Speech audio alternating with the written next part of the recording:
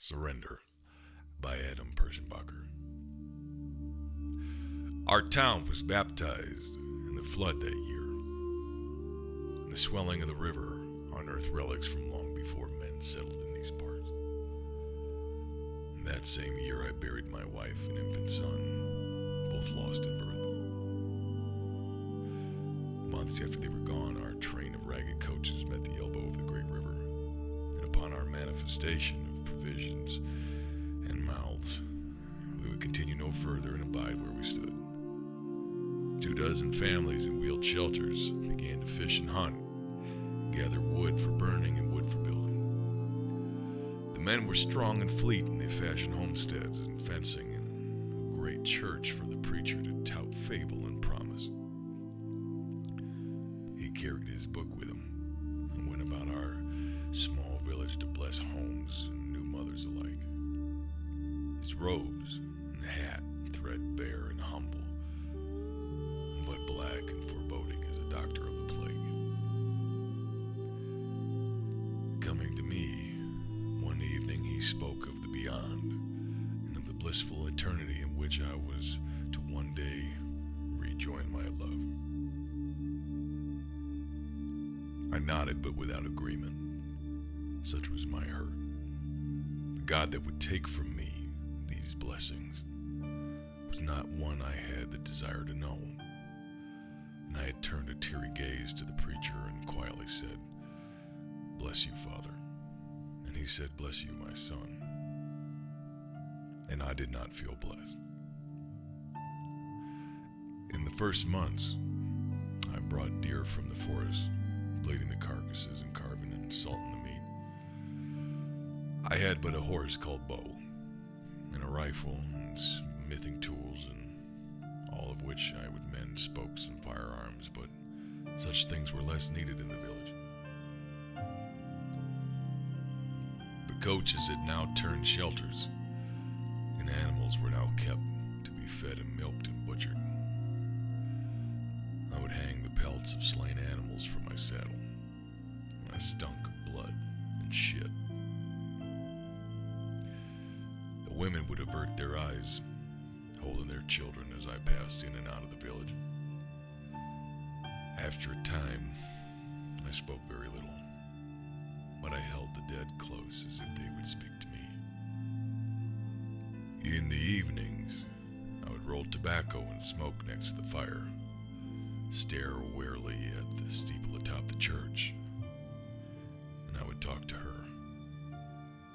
I wouldn't hear her voice, but the chirp and the howl of beasts beyond the village, and it was apparently an answer.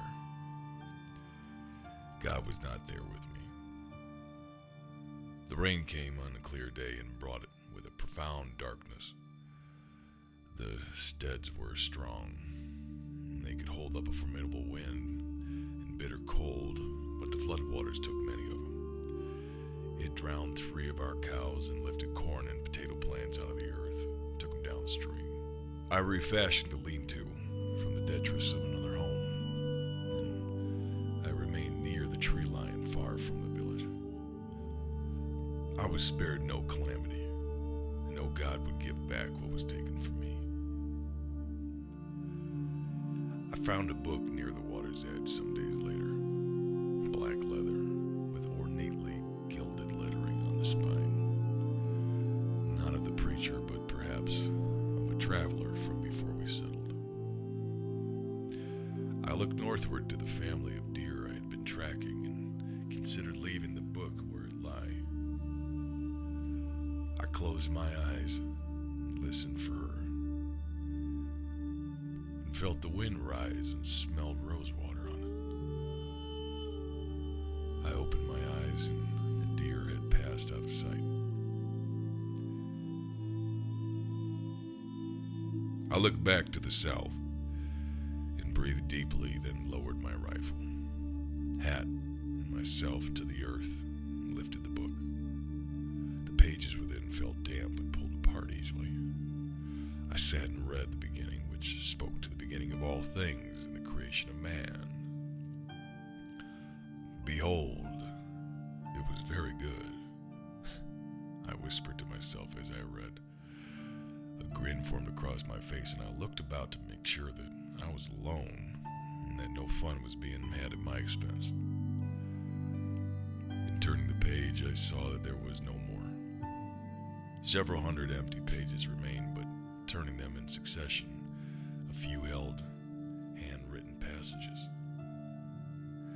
And wander ye who know not your path, for it lies before you, coursing and winding and true. My brow furrowed and I peered north, seeing the family of deer ahead once more. The tawny flicker of a doe's tail and a young calf. I returned to the page and read the passage again, anxiously thumbing through the edges of the leather cover. I turned to the next passage for some pages later. Be not afraid of what lies beyond, but find within your darkness the strength forward. The wind lifted my hat from the ground, and I placed it atop my head and stood. I breathed deeply, and placed the book in my satchel and lifted my rifle again. Cold had taken me suddenly, as if a malevolent force were pursing me to the tree line. I strode away from the waters and continued my trail of the deer family, a noticeable heft now affecting my gait. Evening fell, and I returned fruitless and tired to my lean-to outside the village. I lit a fire and stared at the book. Firelight glinted upon the lettering of the spine and in the eyes of Bo staring into mine. She would have me read this. I spoke out loud to him and held the book in my hands for several breaths before opening it again. The story of Genesis was the same. The creation was the same. The behold was the same. But I couldn't reckon the passages after, whereas I read them before. For your path is behind, coursing and writhing, and darkness will carry you forward. I quickly turned to the next page, a more harried and difficult scrawl, rendered to fat homes unknown, for in the deep lies your solace. I felt the soft but quickened thud of my heart as I read this passage again and again, and feared turning to the next.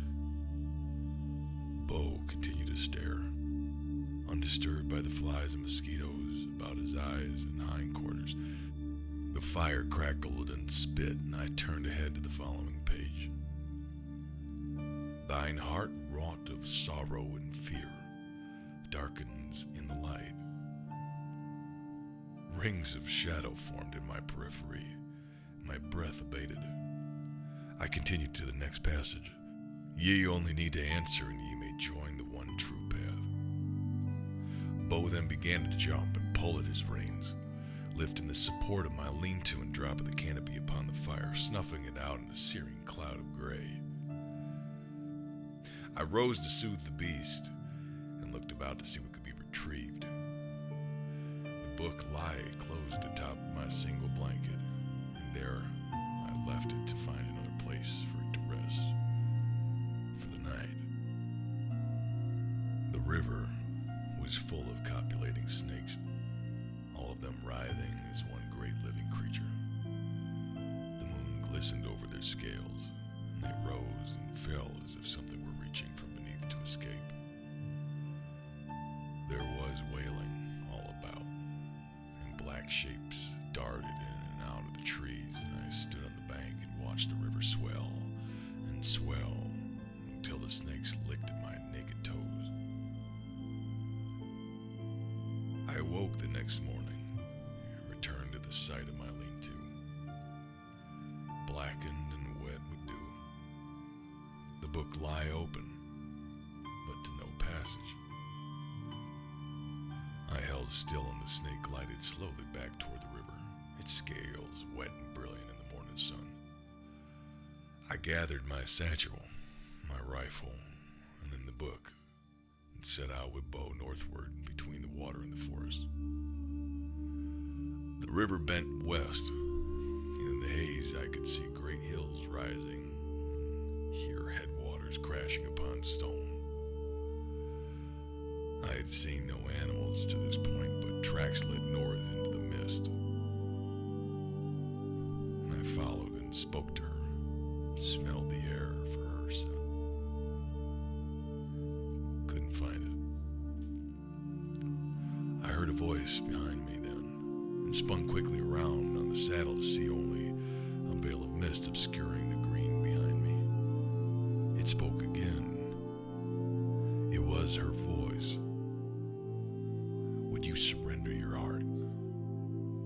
My eyes swelled suddenly with tears, and I spoke, yes.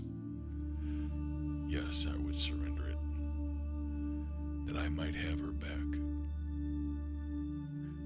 There was no answer. Bo flicked its ears and snorted, and then it was all silent. The mist rose, and the sun fell brightly on the river. Light danced along the ripples, and the water turned so clear I could see to the bottom. I stared into it for many moments before a figure rose from the water's edge. Wiping away my tears, I saw her rising in a white gown, her son lie in her arms fast asleep. She didn't smile, but extended her other arm to me. Her eyes were clouded and unblinking, and though her mouth didn't move, she spoke to me again. Would you come with me?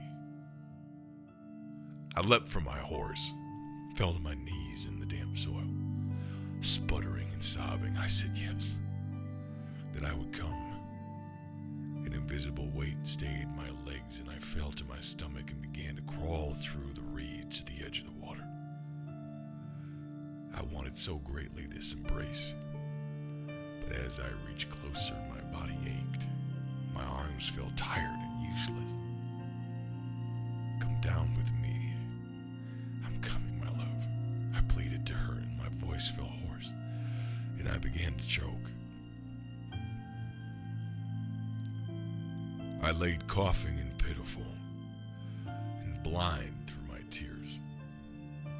She was dying again before my eyes, escaping and leaving me to be wretched and alone. I threw my hand out in hopes she might pull me into the depths with her, that I might drown and end these toils. The clouded visage of my wife was unmoving but still beckoned. The ache within me turned into agony, and my body convulsed and writhed there upon the earth, and all went black.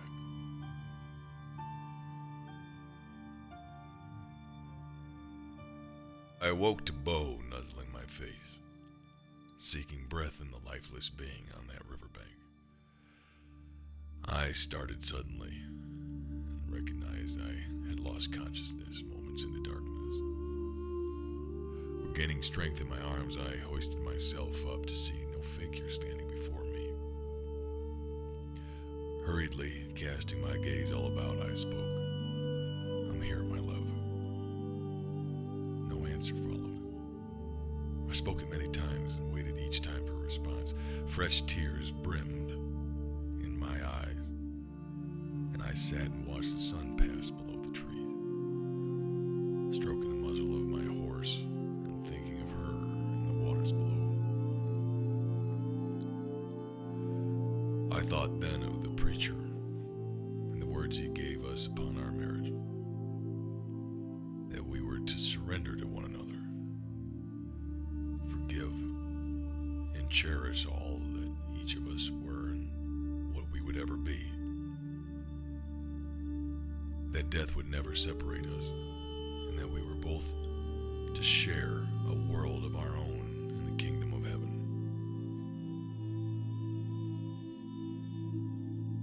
That should we be parted in death, it's only his plan and his path that all others must take. I sniffed, closed my eyes, listened to the wind and the water, and the bird's song, the faint groan of branches, and the whisper of dancing leaves. And though she did not speak, She was with me. Bo grunted again, and a sound of deep, full frustration. I rose and saw the satchel holding the black book, the lettering now dull in the gray of the mist. I pulled it from within and read about the beginnings of everything, the leaf past the final passage. I reached back into the satchel and pulled a thin stick of charcoal and wrote within the book, "Heed not the temptation to surrender, for those lost would have you remember a love shared. For in this memoriam, a life saves eternal." I closed the book and breathed deeply for some time. I then cautiously strode to the riverbank and threw the book into the waters. I stood watching the book float downstream, bobbing and pitching and finally disappearing from sight. I ran my fingers through the mane of my horse and pulled myself onto the saddle. As the mist cleared, just in the hills beyond, the doe reappeared beside her calf, and I stared longingly at them and thought of the next day upriver.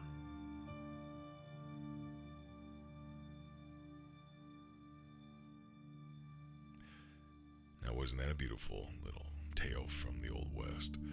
I suppose the takeaway is that regardless of what you see at the bottom of that beautiful, cool water, stay steadfast, hold love to your heart, and never surrender. So if you stuck with me this long, you might as well hit the like button. It's a little move for you, but a big deal for the channel. And if you like these stories and you'd like to hear more, go ahead and hit the subscribe button and hit the notification bell so that you get notified when the next story drops. Remember that everyone has stories to tell, but make sure yours is a good one.